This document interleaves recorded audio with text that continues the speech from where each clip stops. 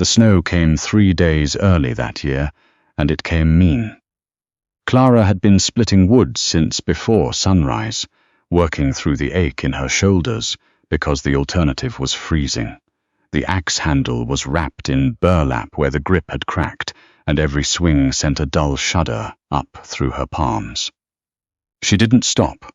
The woodpile had to reach the top of the fence post before nightfall. That was the rule she'd set for herself back in September, when the leaves were still gold and the cold felt like something distant and manageable. It didn't feel manageable now. The first flakes came down around mid-morning, soft and almost gentle, the kind that melt before they hit the ground. Clara paused long enough to look up at the sky, white in every direction, that had no ceiling, and then she kept swinging.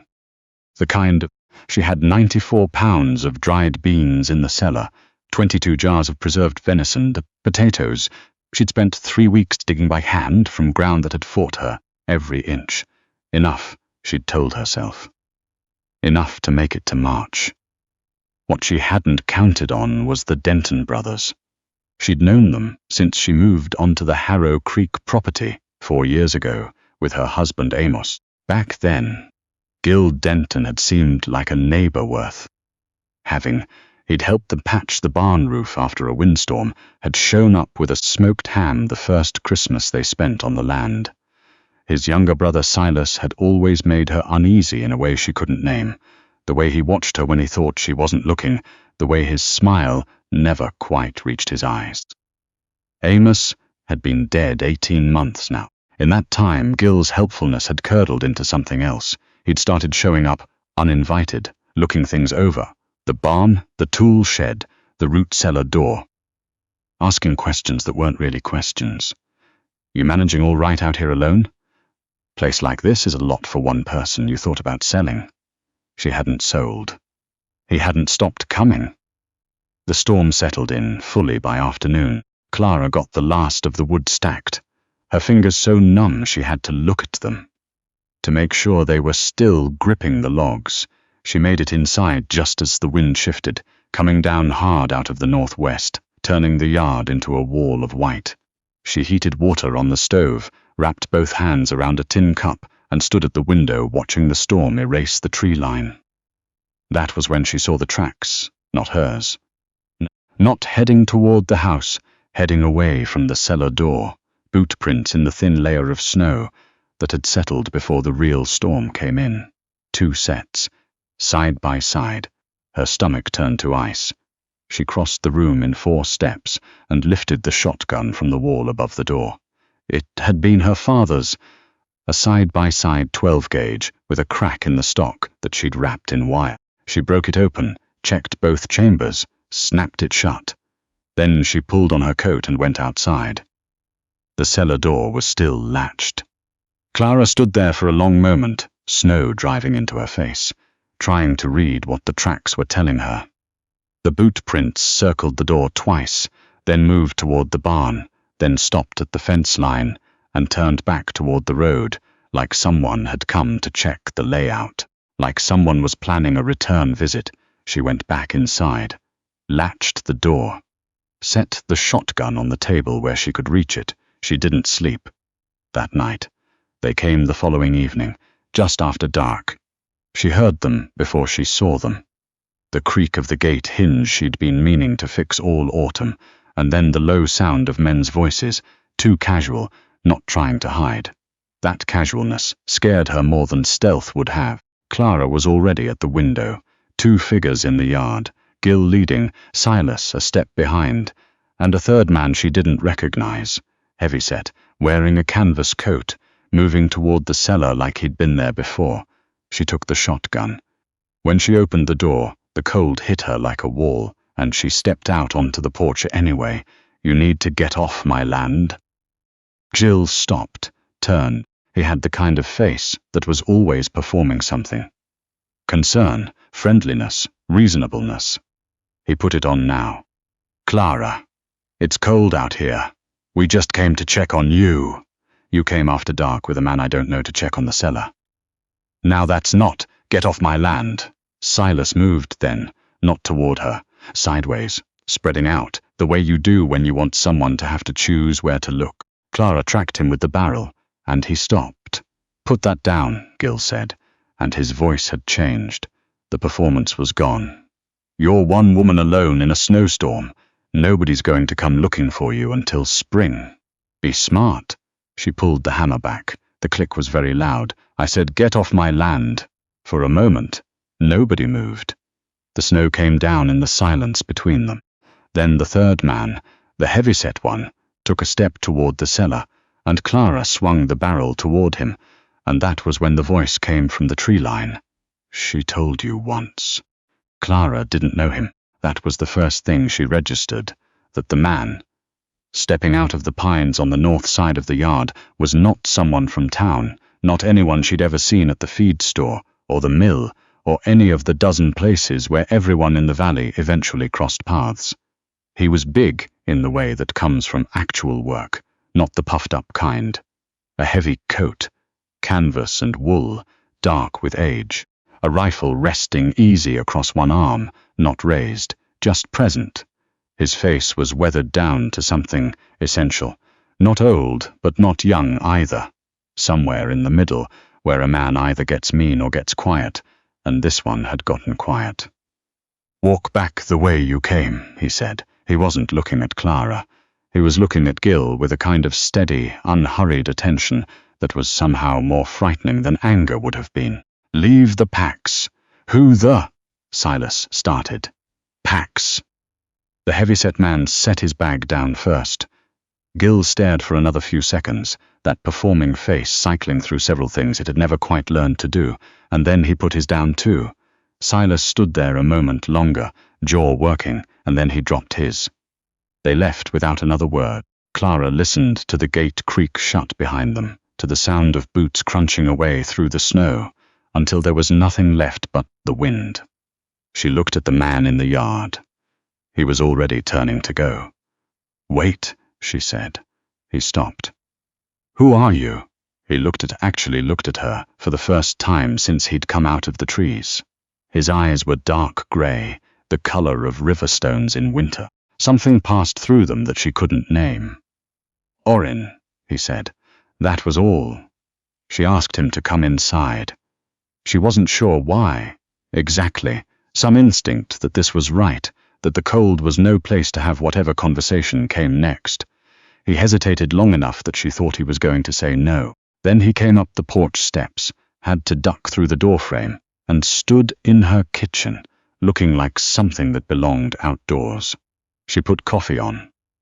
It was the kind of thing her hands knew how to do without her brain being involved, which was useful, because her brain was still catching up to the last 15 minutes. "You live up on the mountain," she said. It wasn't a question. She'd heard talk over the years. A trapper, someone said, keeps to himself. Has a place somewhere above the high meadow. "Yes. You've been watching this farm." A pause. "Yes." She turned around from the stove. "How long?" He was looking at the table. At the shotgun she'd laid there when she came inside. "Since summer," he said.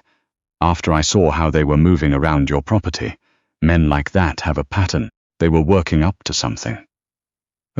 "You could have told me. I didn't know if you'd." He stopped. Tried again. "I didn't think you'd want a stranger telling you who to be afraid of." That hit closer to the truth than she would have liked to admit. She turned back to the coffee. "The cellar," she said. "They knew where it was, knew what was in it. Silas was on your property twice in October. Daytime, when you were in the east field. I moved him along both times." She set 2 cups on the table and sat down across from him. He looked at the coffee, like he'd forgotten what it was for, and then picked it up with both hands. "Why?" she asked. He looked up. "Why? Any of it. You don't know me. You could have let it go." For a long moment he didn't answer. The stove clicked and settled. Outside, the storm was shaking the windows. "Because," he said finally, "somebody should have." She didn't ask him what he meant. She thought she understood. He didn't stay. She hadn't expected him to. He finished the coffee, stood, pulled on his coat. At the door he paused. "They'll come back," he said. "Not tonight, but they'll come back. I know. I'll be watching the tree line. She looked at him. This man who had appeared out of a snowstorm with a rifle and 2 words, and had taken something that had been pressing down on her chest for 18 months and simply moved it. She didn't know what to say to that. She wasn't sure she needed to say anything. Thank you, Orin. He nodded once.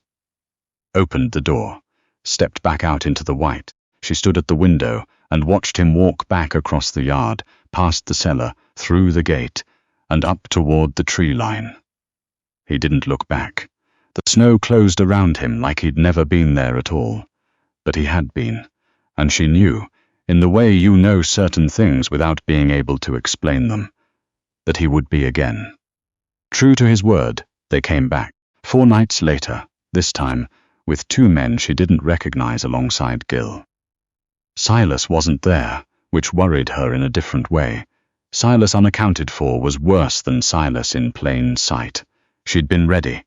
She'd spent the 4 days moving her most critical stores, the preserved venison, the hard seed corn she'd saved for spring, to a second hiding place under the floorboards of the bedroom. If they got into the cellar, they'd find potatoes and a half-empty barrel of salt. Nothing they couldn't replace. Nothing that would put her in a hole she couldn't climb out of, but they didn't get into the cellar. When the first man reached for the latch, something shifted in the tree line, and she heard it even from inside the house. A sound like a big animal dropping from a branch, and then a voice, low and unhurried and carrying straight through the storm. Last chance. What happened next was quick. One of the strangers ran immediately, which struck her as the only intelligent decision anyone made that night. Gil stood his ground for a fierce thing, and then said something she couldn't hear. Orin's answer was brief. Gil took 2 steps back, then 2 more. Then he turned and walked back toward the gate with as much dignity as a man can manage when he's leaving his second attempt behind him. When she opened the door, Orin was standing in the yard, and for the first time she could see that he was cold. His jaw set against it, breath steaming, coat dusted white. He'd been out there longer than she'd realized. "Come inside," she said. This time he didn't hesitate. They talked until past midnight. Real talking, not the clipped transaction of the first night. She told him about Amos. Not the grief part, she wasn't ready for that, but the practical part. How he'd gotten sick in the fall and died before winter, and how she'd had to figure out everything from scratch, how she'd made mistakes, how she'd learned from them.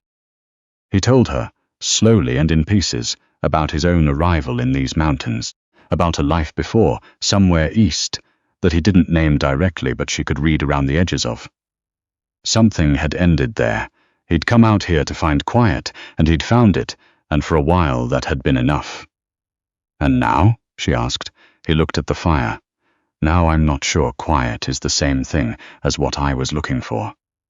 She didn't say anything. She let that sit. After a while he said, "You're going to have to make a decision about Gil. I know. He's not going to stop. Not on his own. I know that, too." She'd been turning it over in her mind for days.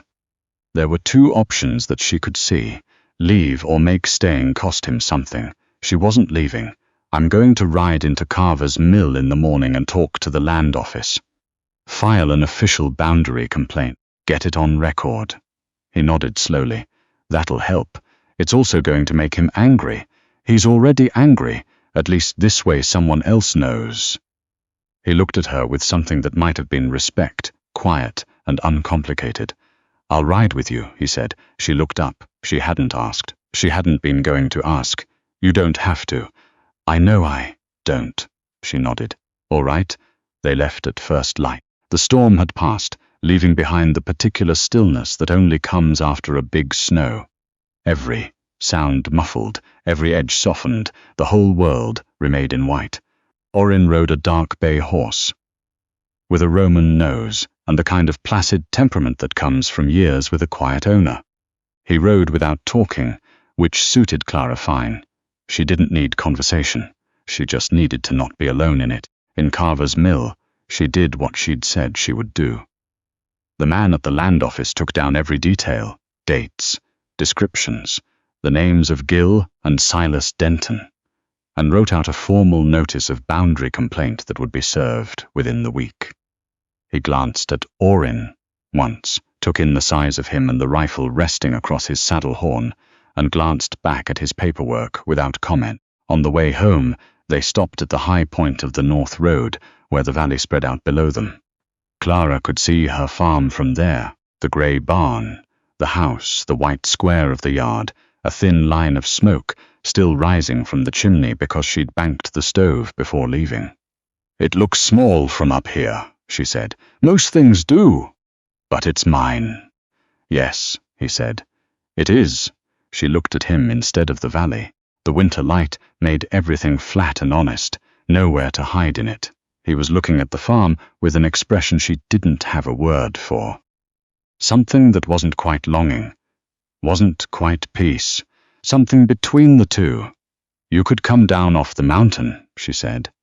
It came out quieter than she'd intended. "There's a room in the barn that's not being used. Warm enough if you fix the north wall. It'd be work to fix." He was quiet for a long time. "I'm not easy company," he said finally. "I should tell you that up front. I'm not someone who takes to people easily, or makes things comfortable." "I didn't ask for comfortable," Clara said. "I asked if you wanted to come down off the mountain." Another silence. The horses shifted in the snow. "The north wall," he said slowly. "You've got lumber?" "In the barn." He looked out at the valley one more time. Then he clicked his tongue at the bay horse, and the horse started down the slope toward her farm. Clara gave him a moment's head start. Then she followed. Gil Denton received his boundary notice 5 days later. He didn't come back. Silas left the valley entirely sometime before spring. Nobody saw him go. Nobody remarked on it, and nobody missed him. The heavy-set man in the canvas coat was never identified. The north wall of the barn got fixed in January. It took 4 days, 2 of which were so cold they could only work in short bursts before coming inside to warm their hands. Orrin worked without being asked, without needing direction. Filling in the gaps in a way that she started to understand was simply who he was. Someone who saw what needed doing and did it. He wasn't easy company. He'd told her the truth about that. There were days he barely spoke, disappeared into his own silences, the way water disappears into dry ground. There were nights she sat on her side of the kitchen and he sat on his, each of them present, each of them elsewhere, and somehow that was not uncomfortable. She didn't know what to call what they were to each other. She wasn't sure she needed to call it anything. What she knew was this. In the mornings, when she came out to check the animals, there was always wood already split and stacked. The gate hinge she'd been meaning to fix all autumn got fixed in February without her mentioning it. When she woke in the night, worried, and went to the window, she could see the faint light from the barn. Just a small light, just proof. Spring came the way it always does. Slow, and then, all at once, the snow retreating up toward the high peaks, until it was only a white line above the tree line. The first morning she heard the creek running again. She was standing in the yard, listening to it, when she heard his boots on the gravel behind her. "It's running," she said. "Heard it last night," he said. They stood there in the thin, early light, the two of them, listening to the water and the birds and the slow return of everything. "I was going to make it through the winter alone," she said. It wasn't an accusation. It was just something she needed to say. "I know you were," he said. "You know that. I've known it since the first night. You'd have made it." She thought about that for a moment. "But," he was quiet. Then, "But you shouldn't have had to." She turned and looked at him, this man who had come out of the trees and the cold and the silence, who had been watching over her without being asked, who had asked for nothing in return, and would have gone on asking for nothing indefinitely, who did not know how to say things with words, and so said them by splitting the wood and fixing the hinge and leaving the light on.